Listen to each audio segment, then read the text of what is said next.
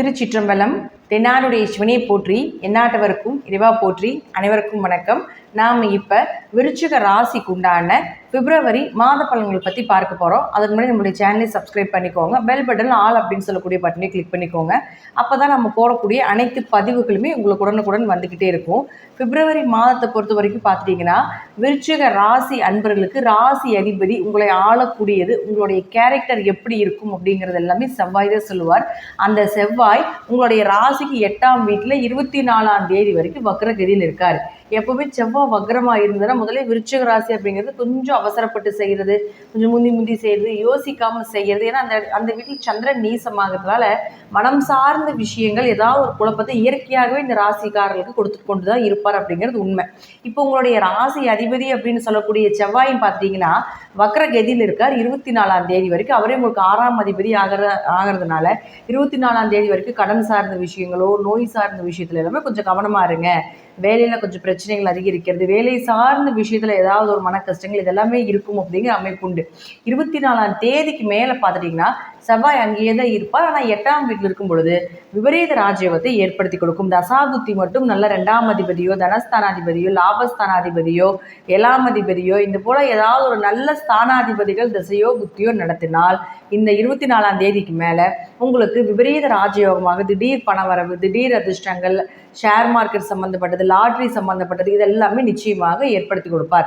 இந்த 24ஆம் தேதி வரைக்கும் பணம் சார்ந்த விஷயம், உங்களை சார்ந்த விஷயத்துல கொஞ்சம் கவனமாக இருந்து செயல்படுத்திக்கோங்க. ஏன்னா உங்களை ஆளக்கூடிய செவ்வாய் வக்ரத்தில் இருக்கிறார். அதனால நம்ம புரிஞ்சுக்கணும். அடுத்தது பாருங்க, உங்களுக்கு குரு. இந்த குரு உங்களுக்கு தனகாரகன், உங்களுக்கு பணத்தை கொடுக்கக்கூடியவர். இந்த குரு அப்படின்னு சொல்லக்கூடியவர் பார்த்துட்டிங்கன்னா உங்களுக்கு பெயர், புகழ், மதிப்பு, குழந்தைகள், குடும்ப ஒற்றுமை, குலதெய்வம் இதெல்லாமே இந்த குரு தான் கொடுப்பார். 2, 5 கூடையவர். அவர் போய் 7 நின்று உங்களுடைய ராசியை பார்த்துட்டு இருந்தாலும் அவரும் வக்ரத்தில் தான் இருந்தார். இப்போ பிப்ரவரி 4ஆம் தேதியோட அவரும் வக்ர நிவர்த்தி பெறுகிறார். அப்போது நீங்கள் ஏகதேசம் பிப்ரவரி 4க்கு மேலே பண வரவை எதிர்பார்க்கலாம். ஓரளவுக்கு பண வரவு, குழந்தைகள் சார்ந்த விஷயத்தில் கொஞ்சம் அவங்களுடைய தேவைகளை பூர்த்தி பண்ணுறது, குலதெய்வத்தினுடைய அனுகிரகம், குடும்பத்தில் நிறைய பிரச்சனைகள், வம்பு வழக்குகள், குடும்ப ஒற்றுமை குறைந்திருந்தாலும் கூட பிப்ரவரி 4ஆம் தேதிக்கு மேலே அந்த பிரச்சனைகள் எல்லாமே அப்படியே சுமூகமாக மாறக்கூடிய ஒரு சூழ்நிலைகள் இதெல்லாமே ஏற்படுத்தி கொடுப்பார். 2ஆம் அதிபதி 7ல் போய் இருந்தாலும் ஏதாவது ஒரு வழியில் உங்களுக்கு கணவர் மூலமாகவோ மனைவி மூலமாகவோ பண வரவு அப்படிங்கிறது நிச்சயமாக ஏற்படுத்தி கொடுக்கும். அடுத்தது பாருங்க சுக்கிரன். இந்த சுக்கிரன் அப்படின்னு சொல்லக்கூடியவர் பாருங்க உங்களுடைய ராசிக்கு 7 மற்றும் 12ஆம் அதிபதி ராசிக்கு 5ஆம் வீட்டில் போய் உச்சமாகிறார். அதுவும் தை அமாவாசையிலிருந்து உச்சமாகிறார். பொதுவாக உங்கள் ஜாதகத்தில் இந்த கிரக சேர்க்கை இருக்கான்னு பார்த்துக்கோங்க. சுக்கிரன் ராகு சேர்க்கை இருக்கான்னு பார்த்துக்கோங்க. 7ஆம் அதிபதி 5ல் போய் உச்சமானால் குழந்தை சார்ந்த விஷயங்கள் சக்ஸஸ் கிடைக்கும். அதுவும் ராகுவோடு சேர்ந்திருக்கும் பொழுது இந்த காலகட்டங்களில் குழந்தை ஆப்ரேஷன் பண்ணுறது அல்லது குழந்தை ஏதாவது ஒரு மருத்துவ செலவுகள் மூலமாக பிறக்கிற மாதிரி ஒரு சூழ்நிலைகளோ அல்லது குழந்தைக்காக ஏதாவது சர்ஜரி பண்ண வேண்டிய ஒரு சூழ்நிலைகளோ இதெல்லாமே இந்த மாதம் இந்த சுக்கிரன் ராகுவோடு இருக்கும் பொழுது ஏற்படுத்தி கொடுப்பார். ஏன்னா சுக்கிரன் வீட்டில் குருவும் குரு வீட்டில் சுக்கிரன் இருக்கிறது பரிவர்த்தனை யோகம். 5, 7 பரிவர்த்தனையானால் எதிர்பார்த்த திருமண வரன்கள், எதிர்பார்த்த வேலை வாய்ப்புகள், பார்ட்னர் போட்டு தொழில் பண்ணிட்டு இருக்கீங்கன்னா அதில் ஒரு நல்ல சம்பளம், நல்ல உறவு முறைகளை ஏற்படுத்தி கொடுப்பது. இதே போல் 5, 7 தொடர்பு ஏற்பட்டால் கூட முற்பிறவியில் உங்களுக்கு யார் கணவராக மனைவியாக வர்றாங்களோ அவங்க கூட இந்த பிறவியில் உங்களுக்கு அப்படியே கண்டினியூவாக வர்றதுக்கு உண்டான வாய்ப்பையும் அதனுடைய தொடர்புகளையும் ஏற்படுத்தி கொடுக்கும் அப்படிங்கிறத முற்றிலும் உண்மை. அப்போ 7, 5 குலதெய்வ அனுகிரகம் முழுமையாக கிடைக்கும். குலதெய்வத்தை நம்பி நீங்கள் என்ன பண்ணீங்கன்னாலும் சக்ஸஸ் கிடைப்பதற்கு உண்டான வாய்ப்பு உண்டு அப்படிங்கிறதா உண்மை. இப்போ இதில் இன்னொன்று என்னென்னு பார்த்தீங்கன்னா, இவர் உங்களுக்கு 12ஆம் அதிபதியும் ஆகிறதுனால வெளியூர் குழந்தைகளுக்காக வெளியூர் போகிறீங்க அல்லது வெளி மாநிலத்துக்காக குழந்தை படிக்க வைக்கிறது அல்லது குழந்தைகளுக்காக ஏதாவது வெளிநாடு அனுப்புறதுக்கு உண்டான சூழ்நிலைகள் இதெல்லாமே இந்த மாதம் நடப்பதற்கு உண்டான வாய்ப்பும் உண்டு. ஏன்னா 12ஆம் இடத்து அதிபதி சுக்கிரன், அதே போல் ராகு அப்படிங்கிறது வெளிநாட்டு கிரகம். அப்போ 12ஆம் அதிபதி 5ல் போய் உச்சமாகி ராகுவோட தொடர்பு ஏற்படும் பொழுது ஒன்றா நீங்களே வெளிநாட்டுக்கு ஏதாவது தொடர்புகள் ஏற்பட்டு போலான் இருக்கீங்க அப்படின்னாலும் அதற்குண்டான வாய்ப்பு நிச்சயமாக கிடைக்கும். ரொம்ப நாளாக வெளிநாடு வேலைக்காக ட்ரை பண்ணிட்டு இருக்கிறோம், கிடைக்கவே மாட்டேங்குது அப்படின்னு நினச்சிங்கனாலும் கூட இந்த சுக்கிரன் ராகு சேர்க்கை தொடர்பு இருக்கும்பொழுது கொஞ்சம் மூவ் பண்ணினீங்கன்னா உங்களுக்கு கிடைப்பதற்குண்டான வாய்ப்புகள் உண்டு.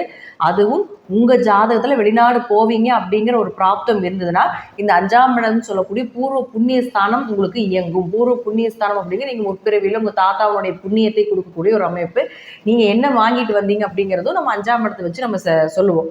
அப்போது அதெல்லாமே உங்கள் ஜாதகத்தில் சேரும் பொழுது இந்த சுக்கிரன் ராகு சேர்க்கை அப்படிங்கிறது நிச்சயமாக உங்களுக்கு வெளிநாடோ வெளியூரோ மிகப்பெரிய பண வரவு, நீங்கள் எதிர்பார்த்த வருமானம், நீங்கள் எதிர்பார்த்த சம்பளத்தோடு கிடைப்பதற்குண்டான வாய்ப்புகள் உண்டு. ஏன்னா சுக்கிரன் ராகு மகாலட்சுமி யோகம். சுக்கிரன் ராகு எப்படியும் பணவரவை ஏற்படுத்தி கொடுத்துரும். நீங்கள் எதிர்பார்த்ததை விட பெரிய பணவரவு அப்படிங்கிறது நிச்சயமாக ஏற்படுத்தி கொடுக்கும். இது ப்ளஸ். இதில் இன்னொரு மைனஸ் என்னன்னு பார்த்துட்டிங்கன்னா, இந்த சுக்கிரன் ராகு உங்கள் ஜாதகத்தில் இருந்தால், ஆணாக இருந்தால் பெண்களிடமும், பெண்களாக இருந்தால் ஆண்களிடம் கவனமாக இருக்க வேண்டும். உங்கள் ஜாதகத்தில் சுக்கிரன் ராகு புத்தியில் இருந்தாலோ அல்லது ராகு சுக்கிர புத்தியில் இருந்தாலோ, சுக்கிரன் ராகு இணைவு இருந்தாலோ, ராகு இருக்கின்ற வீட்டிலிருந்து 1, 5, 9 சுக்கிரன் இருந்தாலோ, ராகு சுக்கிரன் சாரத்தில் இருந்தாலோ, சுக்கிரன் ராகு சாரத்தில் இருந்தாலோ, இது எல்லாமே சுக்கிரன் ராகு காம்பினேஷன் அப்படின்னு நம்ம சொல்லுவோம். 7ஆம் இடத்துல இருந்தாலும் கூட இந்த காம்பினேஷன் பொருந்தும். அப்போது இது போல் உங்கள் ஜாதகத்தில் இருக்குது அப்படின்னா கொஞ்சம் கவனமாக இருக்க வேண்டும். தேவையில்லாத ஒரு சின்ன கெட்ட பெயர் ஆணாக இருந்தால் பெண்களிடமும், பெண்ணாக இருந்தால் ஆண்களிடம் ஏற்படுத்தி கொடுத்துரும் அப்படிங்கிறத முற்றிலும் உண்மை. ஏன்னா இந்த சுக்கிரன் அப்படின்னு சொல்லக்கூடியவர் பார்த்துட்டிங்கன்னா நிறைய ஆசைகளை கொடுக்கக்கூடிய ஒரு கிரகம். அப்போ அவரோட ராகு சேரும் பொழுது தேவையில்லாத மனம் சார்ந்த உடல் சார்ந்த ஆசையில் தேவையில்லாமல் பிரச்சனைகளையும் கொஞ்சம் சந்திக்க வேண்டிய சூழ்நிலைகளும் வரும். இந்த ஜாதக அமைப்பு நான் சொல்ல போன இந்த கிரக அமைப்பு நான் சொன்னேன் இல்லைங்களா, அதெல்லாமே உங்கள் ஜாதகத்தில் இருந்தால் கன்ஃபார்மாக நடக்கிறதுக்கு உண்டான வாய்ப்புகள் உண்டு. இது எப்படி தெரிஞ்சுக்கிறது அப்படின்னா, இந்த சுக்கிரன் ராகு எப்படி மகாலட்சுமி யோகமோ அதே போல் இந்த சுக்கிரன் ராகு உச்சகட்டமான பெண் சாபத்தை கொடுக்கக்கூடிய ஒரு ஜாதகம். அப்போ உங்கள் குடும்பத்தில் பாருங்கள், பெண்கள் எல்லாமே நீங்கள் உங்கள் குடும்பம், உங்கள் வம்சம், உங்கள் தலைக்கட்டு இதில் எல்லாமே நம்ம சொல்லுவோம் இல்லைங்களா, பங்காளி உறவுகள் இதெல்லாம் சொல்லுவீங்க இல்லைங்களா.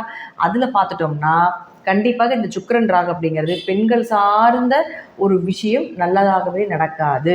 ஒன்றா சிறு வயதில் விட ஆயிடுவாங்க, கணவன் மனைவி விட்டு வாழ வேண்டியதாக இருக்கும். அப்படியே இருந்தாலும் திருமண வாழ்க்கையில் தேவையில்லாத நிறைய பிரச்சனைகள் இருக்கும். கணவர் வழி தவறி போவாங்க, மனைவி வழி தவறி போவாங்க.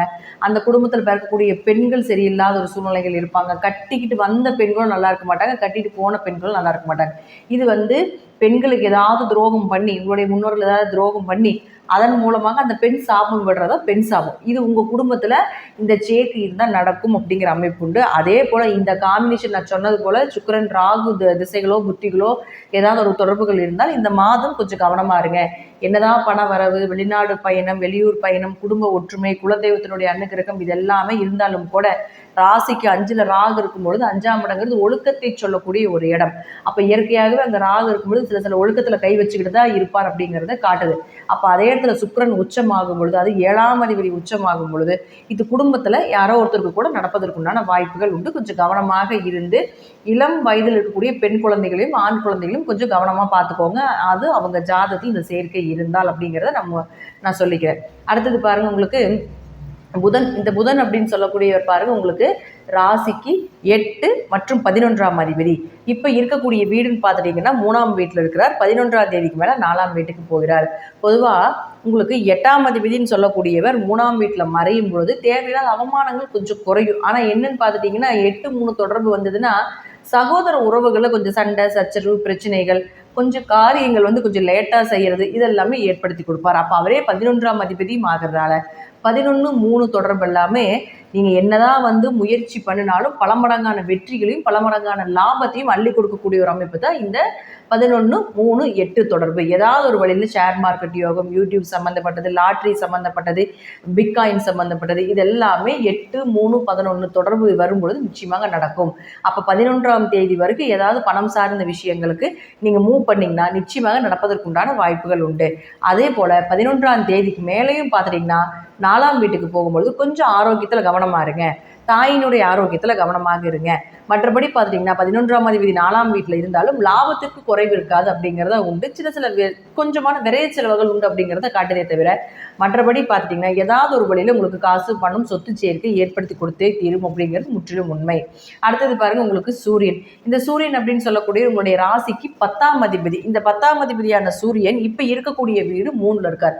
10 குடையவர் 3ல் இருந்துன்னா தொழிலில் கொஞ்சம் மந்தமாக இருக்கும், பெரிய முயற்சிகள் செய்ய முடியாது, பெரிய பணவரம் அப்படிங்கிறது இருந்திருக்காது. நார்மலாக என்ன லாபங்களோ அது மட்டும்தான் இருந்துட்டு இருக்கும், பெரிய லாபங்கள் அப்படிங்கிறது கிடைக்காது. இப்போது இந்த சூரியன் 12ஆம் தேதிக்கு மேலே பார்த்தீங்கன்னா 4ஆம் வீட்டுக்கு போகிறார்.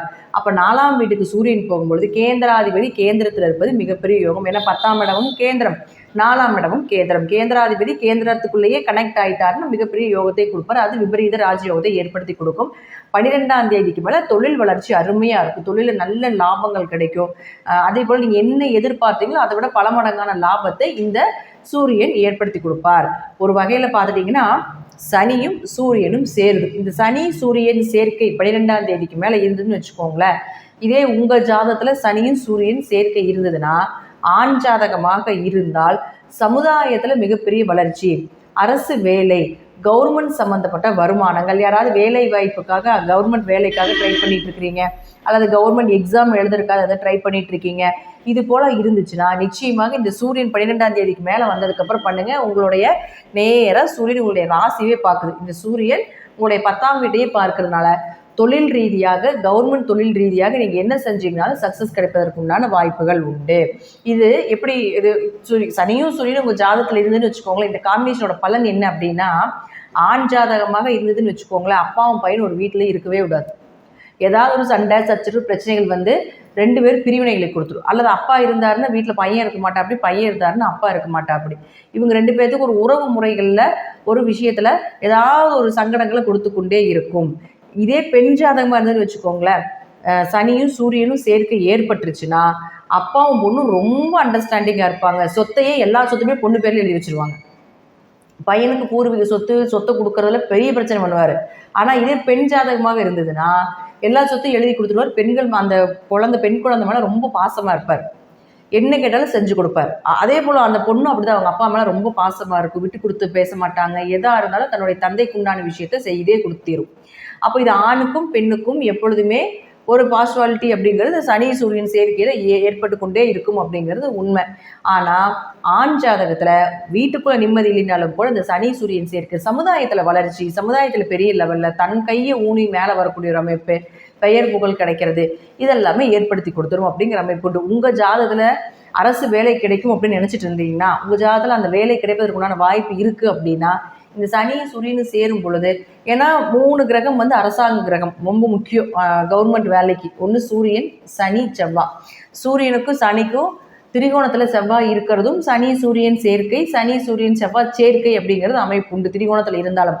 அப்போது இதையும் நீங்கள் பயன்படுத்திக்கிட்டு இந்த சனி சூரியன் செவ்வாய் சேர்க்கை வந்து அரசு கிரகமாக இருக்கிறதுனால வர வேலையை தவற விட வேண்டாம். சின்ன வேலையாக வந்தாலும் ஏற்றுக்கோங்க. ஏன்னா அடுத்தது ப்ரமோஷன் அப்படிங்கிறது நிச்சயமாக கிடைக்கும். சனி சூரியன் சின்ன வேலையில் போய் சேர்ந்தீங்கனாலும் கூட பெரிய பதவியில் கொண்டு போய் இருக்கிறதுக்கு உண்டான ஒரு வாய்ப்பு நிச்சயமாக ஏற்படுத்தி கொடுப்பார். அதனால ஜாதகத்தில் கவர்மெண்ட் வேலை, அதே போல் அரசோட கான்ட்ராக்ட் ஏதாவது எடுத்து செய்கிறீங்க, முதலீடு போட்டு செய்கிறீங்க அப்படின்னாலும் இந்த சூரியன் தன்னுடைய சொந்த 10ஆம் வீட்டை பண்ணுறதுனால 12ஆம் தேதிக்கு மேலே அது போல் கான்ட்ராக்ட் இருந்ததை எடுத்து நீங்கள் பண்ணினீங்கன்னா இந்த மாதம் உங்களுக்கு சிறப்பாக நீங்கள் எதிர்பார்த்ததை விட எப்படி நீங்கள் நினைச்சீங்களோ அதை விட பெரிய வாய்ப்புகளும் பெரிய பணவரவும் பெரிய போஸ்டிங்களும் கிடைப்பதற்கு உண்டான வாய்ப்பு அப்படிங்கிறது ஏற்படுத்தி கொடுப்பார்.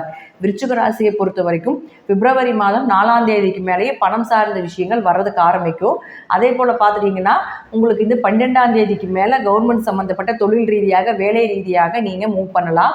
அடுத்தது பார்த்துட்டிங்கன்னா 24ஆம் தேதிக்கு மேலே நீங்கள் செய்யக்கூடிய அனைத்தும் சக்ஸஸ் ஆகிறதுக்கு உண்டான வாய்ப்பு அப்படிங்கிறது இந்த விருச்சிக ராசிக்கு மிக அற்புதமாக இருக்குது. ஏன்னா குரு வீட்டில் சுக்கிரனும் சுக்கிரனுடைய வீட்டில் குருவும் இருக்கிறது உங்களுக்கு விபரீத ராஜயோகத்தை, அது நல்ல இடத்துல இருக்கிறது. எல்லாத்துக்குமே இந்த சேர்க்கை உண்டு. உங்களுக்கு விருச்சிக ராசிக்கு குறிப்பாக நல்ல இடத்துல இருக்கிறதுனால விபரீத ராஜயோகத்தை நிச்சயமாக ஏற்படுத்தி கொடுக்கும்.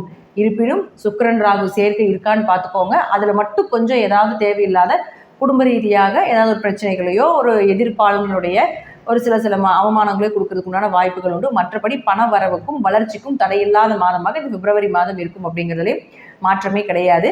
நன்றி. மீண்டும் ஒரு நல்ல பதிவில் சந்திக்கலாம். திருச்சிற்றம்பலம், தில்லையம்பலம், ஸ்ரீ நரசிம்மர் திருடிகளே சரணம். கடவுள் அருள் டிவியை பார்த்தமைக்கு நன்றிகள். மேலும் இது போன்ற தகவல்களை தெரிந்து கொள்ள கடவுள் அருள் டிவியை சப்ஸ்கிரைப் செய்யுங்கள். மறக்காமல் பெல் ஐக்கானை கிளிக் செய்யுங்கள்.